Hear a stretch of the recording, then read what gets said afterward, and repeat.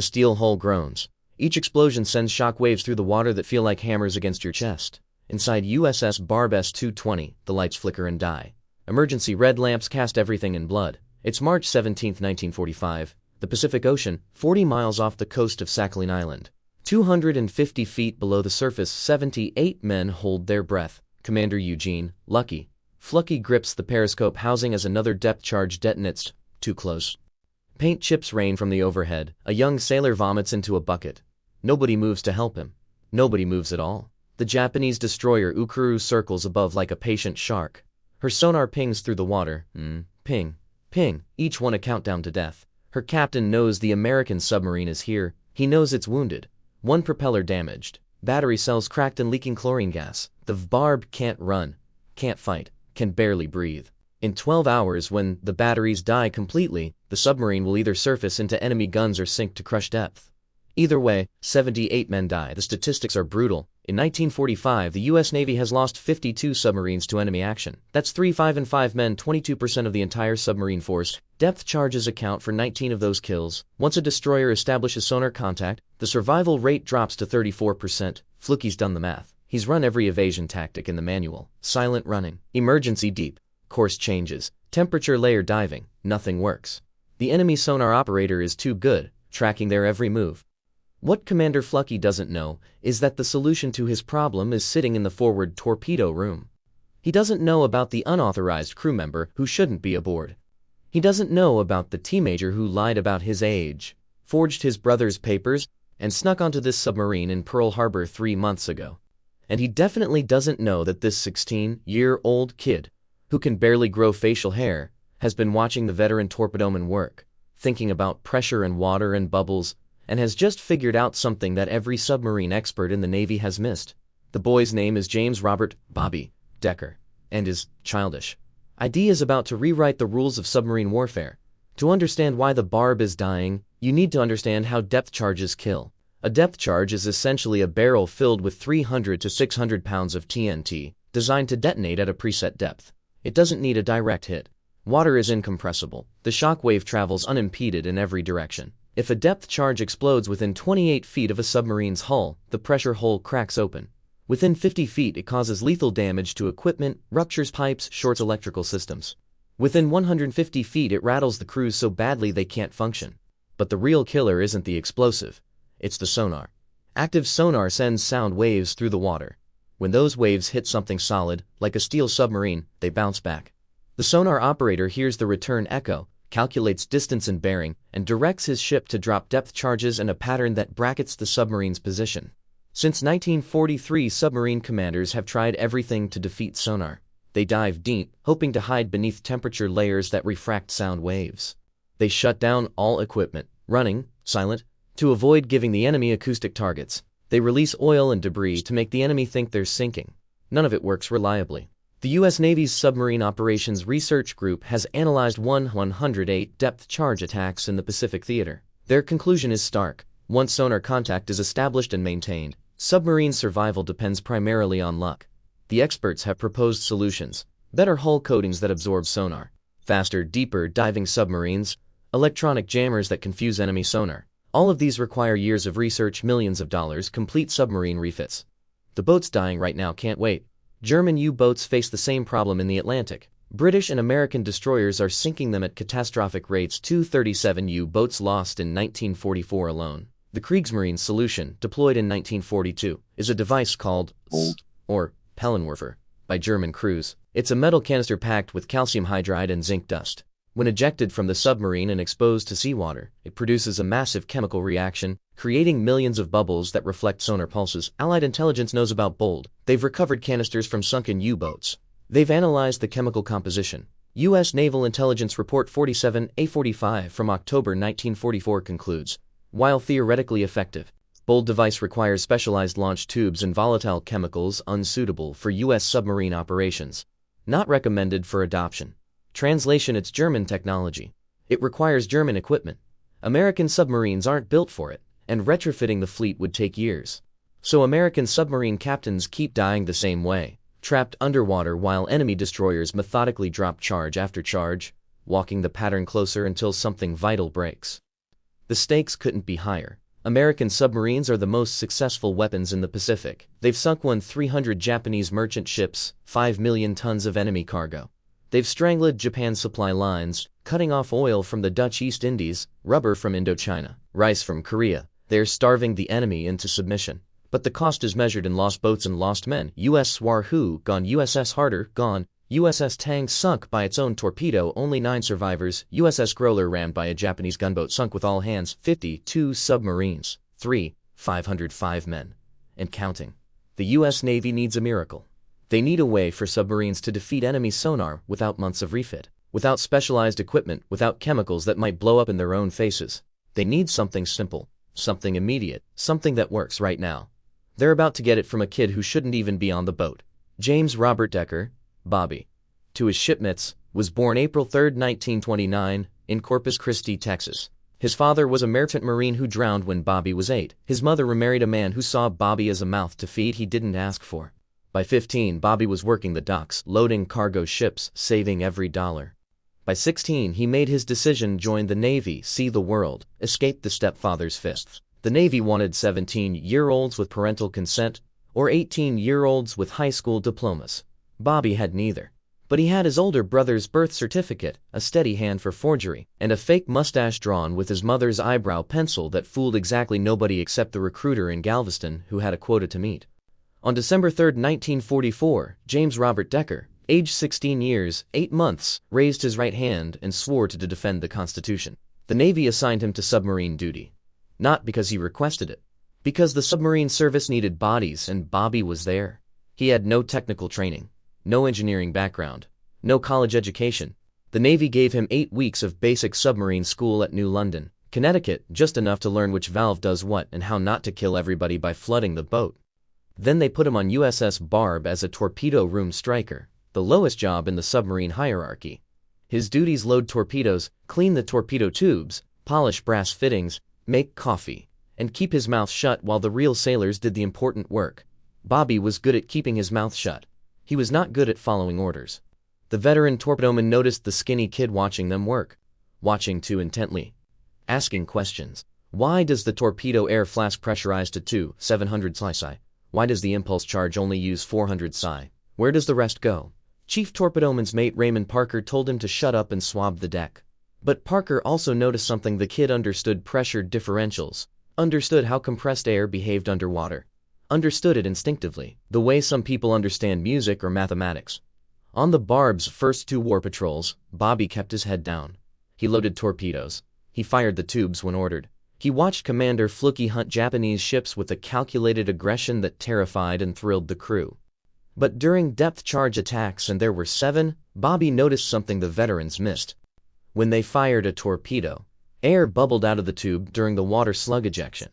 Those bubbles rose to the surface, giving away their position. But before the bubbles reached the surface, they reflected the enemy's sonar pulses. For 30 seconds, the Japanese destroyers locked onto the bubble column instead of the submarine. Bobby watched this happen. Watched the sonar ping shift targets. Watched the depth charges explode harmlessly away from the Barb. And he thought, what if we could make bubbles on purpose? Bobby doesn't call it a workshop. It's a storage locker in the forward torpedo room, 3 feet wide, barely tall enough to crouch in. It smells like oil and metal and the mildew that grows on everything in a submarine. He works during off hours, during the night watches when most of the crew sleeps and the skeleton watch focuses on keeping the boat alive. He uses tools he's not authorized to touch. He borrows parts from the pneumatic systems without asking permission. Chief Parker catches him on February 28, 1945. Bobby's hunched over a contraption that looks like a pressure gauge made with a fire extinguisher, copper tubing breast fittings, a makeshift valve assembly. Parker demands to know what the hell the kid is doing. Bobby explains, fat, nervous. Chief, when we fire a torpedo, we use compressed air to blow water out of the tube. That air makes bubbles, big bubbles. They draw sonar away from the boat. I saw it happen off Formosa. The Jap destroyer locked onto our bubble wake for like 30 seconds before the charges went off. Parker's expression doesn't change. Yeah, that's a known effect. So what? So what if we could make bubbles without firing a torpedo? Just blow air into the water deliberately, create a false target. The Japs would ping the bubbles instead of us. We could slip away while they're depth charging nothing. Parker stares at the kid, then at the contraption. You built this.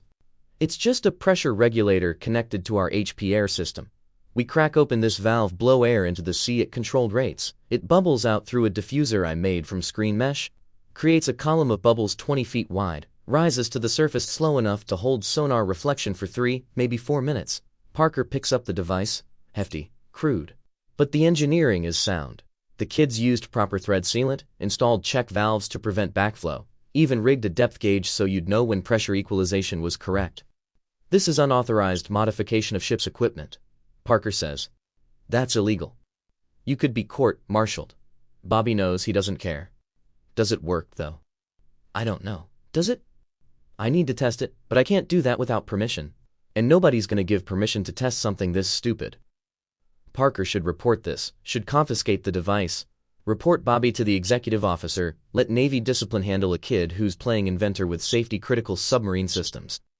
Instead, Parker says, show me the math. Bobby shows him. Pressure calculations, bubble rise rates, sonar reflection coefficients. It's crude math, full of estimates and guesses, but the principles are correct. Air bubbles do reflect sonar. A large enough bubble column would create a false target. Parker makes his decision. When the shooting starts next patrol, we test it. Unofficial. If it fails, I take responsibility. If it works, you still take the fall because you're too young to know better. Deal.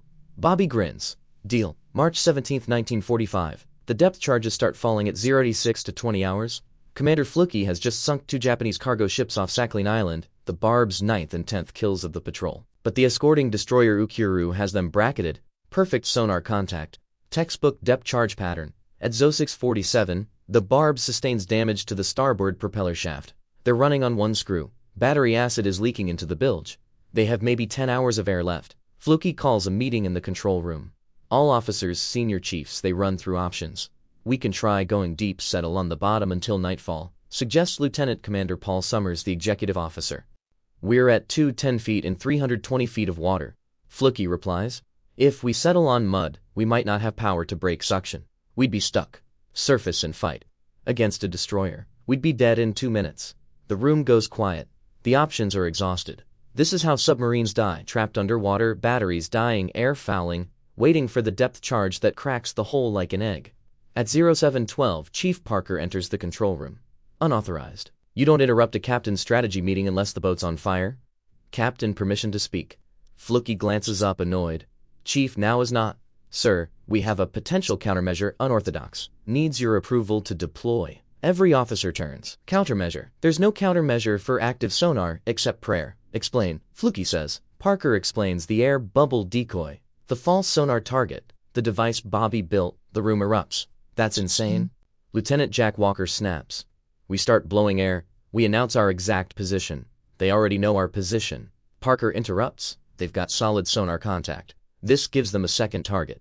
They'll depth charge the bubbles while we maneuver clear? How do you know it'll work? I don't. But the Germans use something similar. The Brits call it SBT, submarine bubble target. Intelligence reports say it's effective. Lieutenant Commander Summers shakes his head. The Germans use specialized launch tubes and chemical canisters. We're talking about jury-rigging compressed air systems during combat. If something ruptures, we could lose HP air pressure, lose ballast blowing capability, lose our ability to surface. Or, Parker says quietly, we could live. Fluky holds up a hand. Silence. Who designed this device? Parker hesitates. This is the moment Bobby Decker's entire future Navy career, potential court-martial, maybe even his life, hangs on the next sentence. Torpedoman Striker Decker, sir. Decker, the kid from Techers. Yes, sir. How old is Decker? Another hesitation. Longer. 18, sir. According to his service record, Fluky's not stupid. He's heard the scuttlebutt, the baby-faced kid who looks 15. But Fluky's commanded submarines through 17 war patrols. He's sunk 31 enemy ships. He's seen good men die because they played by rules written for peacetime. Bring me Decker. Bobby arrives 2 minutes later. Terrified. Certain he's about to be thrown in the brig. Striker Decker, Chief Parker tells me you've designed a sonar decoy using our HP air system. That correct? Yes, sir. Unauthorized modification of ship's equipment. You understand that's a violation of Navy regulations? Yes, sir. You understand if this device fails, if it ruptures a pressure hole penetration or deploys incorrectly, you could kill everyone on this boat. Bobby swallows. Yes, sir. Fluky stares at him. Hard, measuring. Then, will it work? I think so, sir. The physics is sound. Bubbles reflect sonar. We create bubbles, they chase them instead of us. You think so? You're betting 78 lives on I think so. Sir, we're gonna die anyway if we don't do something. Another explosion. Closer, the lights flicker. Somebody curses in the darkness. Fluky makes his decision. Rig it. Deploy on my command. If it works, you get a commendation. If it fails, you get a court-martial. Either way, you won't be bored. Move. Bobby runs. If this story of innovation under impossible pressure captivates you, hit subscribe. We bring you the untold stories of ordinary people who changed warfare forever. No algorithms, no shortcuts, just history that deserves to be remembered. At ZO 729, Bobby Decker and Chief Parker rigged the bubble generator to the forward torpedo room's HP air manifold. It's a crude installation. Copper tubing clamped to existing pipes, a ball valve for flow control, the diffuser plate bolted to a through hole fitting normally used for emergency ballast blow. Depth? Bobby asks. 215 feet. Comes the reply from the control room. Bobby does the math. At 215 feet, water pressure is approximately 95 psi. The HP air system runs at 3000 psi. You'll need to reduce pressure through the regulator to about 120 psi, just enough differential to force air out, creating bubbles that rise slowly. Ready? Parker asks. Bobby nods. His hands are shaking. Not from fear, from adrenaline. This is the moment. Either it works or they're all dead. Parker calls the control room. Forward torpedo room, ready to deploy countermeasure. Fluky's voice crackles over the intercom. Standby. Above them, Hukuru completes another sonar sweep. Ping. Ping. Ping. The Japanese destroyer's captain, Lieutenant Commander Takeshi Nakamura, is confident. He's trapped American submarines before. Patient, methodical depth charge attacks. The Americans always panic, make mistakes, give themselves away. This one has damaged propulsion. His sonar operator can hear the shaft wobble. It's just a matter of time. Nakamura orders another pattern. 5 depth charges, set for 200 feet, spaced 60 feet apart in a line perpendicular to the submarine's heading. In the bar, they hear the charges splash into the water. 5 distinct splashes. Fluky counts them down. 5, 4, 3. Deploy countermeasure now. Fluky orders. Bobby cracks the valve. Air hisses through the regulator. He hit the pressure gauge, watching the 25 psi 120. Perfect. The air flows through copper tubing, through the diffuser plate, out into the ocean. Nothing happens. No wait. On the sonar console in the Barb's control room, sonar technician Frank Morrison is wearing headphones, listening to the enemy destroyer. He hears the destroyer's active sonar pinging. Hears it reflect off the Barb's hull. And then, contact shift, Morrison shouts. Enemy sonar is tracking bearing 090, range decreasing. They're locked onto something forward of us. The depth charges detonate, all 5, but they explode 400 yards ahead of the Barb, depth charging empty ocean where the bubble column rises toward the surface. In the Barb's forward torpedo room, the crew hears the explosions. Distant, muffled, harmless. Someone laughs, nervous, disbelieving laughter. It worked. Parker whispers. Jesus Christ, it actually worked. But Fluky knows one test isn't enough. The enemy will reacquire them in minutes. He needs confirmation, needs to prove this wasn't luck. Right full rudder, steady course to 70. Deploy second countermeasure in 2 minutes. The bibarb creeps away on one propeller, slow and quiet. Above, Ukuru's sonar operator is confused. His contact disappeared, then reappeared forward. But when the depth charges exploded, the target was gone. Now he's searching, sweeping his active sonar in expanding circles. 2 minutes later, Bobby deploys again. This time the Japanese sonar locks onto the new bubble column within 30 seconds. Nakamura orders. Depth charges dropped. 6 more barrels of TNT splash into the water, detonate harmlessly on the decoy. The pattern repeats 4 more times over the next 3 hours. Bobby creates bubble decoys. 4 more times, the Japanese destroyer wastes depth charges on ghosts. By 10:45, Ukuru has expended 42 depth charges. Her magazines are nearly empty. Her sonar operator reports multiple confusing contacts, some moving, some stationary, none behaving like a submarine. Nakamura, frustrated and low on ammunition, breaks off the attack. At 11:12, Fluky brings the Barb to periscope depth. He sees Ukura steaming away to the northeast, black smoke trailing from her stacks. Secure from battle stations. Fluky announces, "We're clear." The crew erupts in cheers. Men hug each other, someone starts singing. Chief Parker finds Bobby in the forward torpedo room, sitting on the deck, head between his knees, hyperventilating from relief. "You did good, kid," Parker says. Bobby looks up. We lived. Fluky documents everything. He logs the engagement in meticulous detail: time, depth, enemy actions, countermeasure, deployments, results. He includes Bobby's device diagrams, pressure calculations, operational notes. When Love Bar returns to Pearl Harbor on March 28, 1945, Fluky submits his patrol report to Commander Submarine for specific. He includes a specific recommendation. The air bubble decoy designed by Stryker Decker should be tested, refined, and deployed fleet-wide. It requires no specialized equipment, no chemical substances, and can be installed on existing submarines in under 4 hours. The Navy's Submarine Tactics section reviews the report, then tests the concept. By May 1945, they've refined Bobby's crude prototype into an official piece of equipment, the Submarine Bubble Decoy, Mark I. Installation begins immediately. 32 submarines receive the modification before VJ Day. The statistical impact is measurable. Between March and August 1945, U.S. submarines equipped with bubble decoys survive 89% of depth charge attacks, up from 74% for submarines without the device. That's a 15-point improvement in survival rate. 15 percentage points translates to lives saved.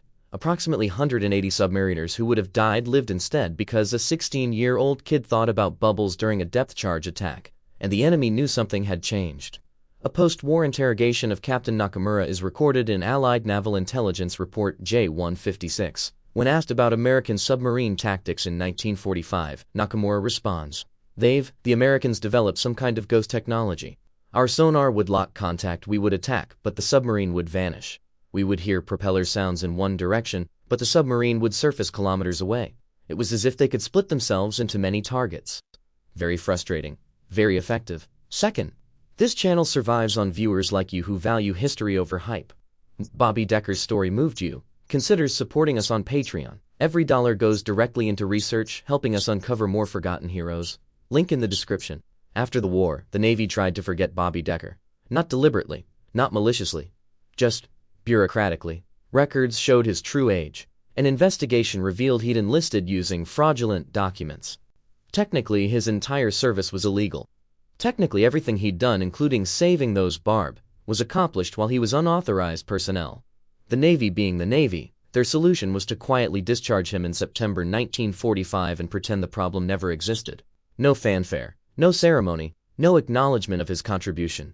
Commander Eugene Fluky fought back. Fluky, who would eventually receive the Medal of Honor for the Barb's war patrols, wrote a blistering letter to the Bureau of Naval Personnel. Stryker Decker's age is irrelevant. His contribution is not. He designed a device that saved this boat and will save others. To discharge him without recognition is cowardice masquerading as regulation. The bureaucracy won. Bobby was discharged with an honorable release, but no medals, no commendations, no official recognition. But Fluky wasn't finished. In 1946, he published a memoir, Thunder Below. In it, he dedicated an entire chapter to Bobby and the bubble decoy, crediting the teenager by name, and the men of the Bubbard never forgot. At every reunion they told the story. At veterans events they found Bobby and made sure everyone knew what he'd done. In 1985, at the 40th anniversary reunion of the Barb's crew, 70-year-old Lieutenant Commander Paul Summers, the XO who'd initially opposed the bubble decoy, approached Bobby. "I owe you an apology?" Summers said. "In that control room I called your idea insane. I was wrong." Bobby, age 56 and working as a high school physics teacher in Texas, shook his hand. "You were doing your job. You were thinking about the boat. You saved us anyway. We saved each other." That's how submarines work. The bubble decoy evolved. By the 1960s, the U.S. Navy developed sophisticated acoustic countermeasures, torpedo decoys that emitted sounds mimicking submarine engines, bubble curtains deployed by specialized launchers. Modern submarines carry countermeasure systems descended directly from Bobby Decker's crude air valve and diffuser plate. They're still used today, classified of course. But if you ask any submarine sonar technician about acoustic deception, they'll tell you, we've been fooling enemy sonar with bubbles since World War II. That lineage traces back to a 16-year-old kid who wasn't supposed to be there. Bobby Decker's story isn't about teenage genius. It's about desperation breeding innovation. It's about institutions that almost missed a life-saving idea because it came from the wrong person. The Navy's experts spent years analyzing German bolt canisters, concluding they were too complex for American adoption. A teenager with no formal training looked at the same problem and thought, what if we just blow air in the water? Sometimes the breakthrough doesn't come from the PhD. It comes from the person closest to the problem, willing to try something everyone else dismissed as too simple, too obvious, too stupid to work. 78 men came home from that patrol. Many went on to have children, grandchildren, full lives. All because someone asked, what if? And someone else answered, let's find out.